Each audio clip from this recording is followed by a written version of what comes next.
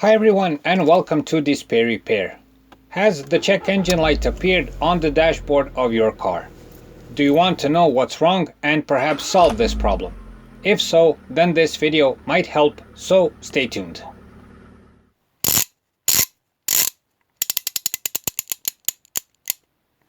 DisplayRepair.com. Be sure to visit us at our website DisplayRepair.com, where you can find more useful car and driving tips. What does the check engine light mean? For our viewers who are less into cars, the check engine light is a warning light that appears when some vital parameter of your engine is bad. The engine is constantly overlooked by the car's computer through numerous sensors. When there's something wrong with, for instance, the air intake, fuel intake, ignition system, or else, the computer registers that fault as a DTC code, which means diagnostic trouble code, and after that turns on the check engine light. From this point onwards is where you start solving the problem. Make a brief inspection. We'll start with the classic scenario. You're driving down the road and the check engine light suddenly comes up. The first thing you should do, if possible, is to pull over the car and make a brief inspection under the hood. Of course, be careful since everything is probably hot. Check if there are any obvious problems like leaks, disconnected hoses, cables, something hanging around the engine bay. I hope you get the idea. Also, listen to any kind of strange noises like squealing, grinding, hissing, or else. If there are any of these problems present, best stop driving until you solve the problem. This is mainly to prevent further, more serious damage. Besides this, know that some cars have a multiple warning system for the check engine light. If it glows constantly, you can probably continue driving, but if it blinks and there's a warning beep sound, you should stop driving. But if you see that everything seems okay, if the car drives as normal, you can continue driving with the check engine light, but with caution. We've discussed this topic in detail in one of our previous videos called Should You Drive with the Check Engine Light On? To see the video, click on the card in the corner or on the link in the description. Use an OBD tool. Now, let's say you've arrived home and the check engine light is still lit up. You want to find out what's the problem, and the best way to do this is to use an OBD tool. This is necessary to get the mentioned DTC code and start diagnosing the actual problem. Consider the OBD tool as a key to the problem vault, so to say. If you don't have an OBD tool, you can buy cheap ones for a couple of dozen euros or dollars, or spend a couple of bucks more and buy an OBD tool like this one, which is the Xtool D5S. Once you have the tool, connect it and make a scan.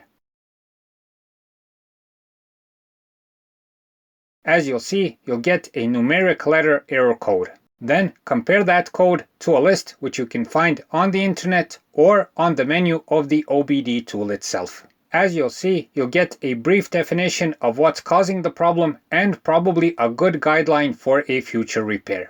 If you want more information on how to use an OBD tool, watch our video review about the Xtool D5S, where we explain the whole procedure in detail. The link for the video is in the card in the corner or in the link in the description. Try resetting the check engine light.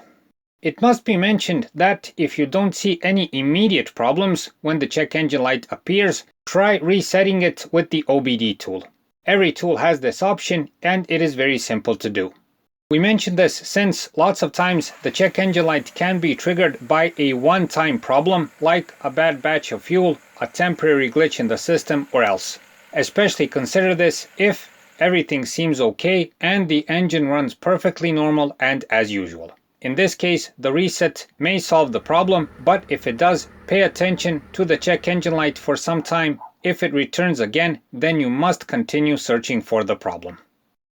Make the repair and reset the check engine light. Now that you have your trouble code and you've compared it to the code list, you can actually make the repair. If you're not making the repair on your own, now at least you know what's wrong with the car if you're driving it to a mechanic. Let's make an example. For instance, you've noticed that your engine idles roughly, the accelerator response is poor, and the check engine light appears on the dashboard. You connect the OBD tool and you read the P0106 error code.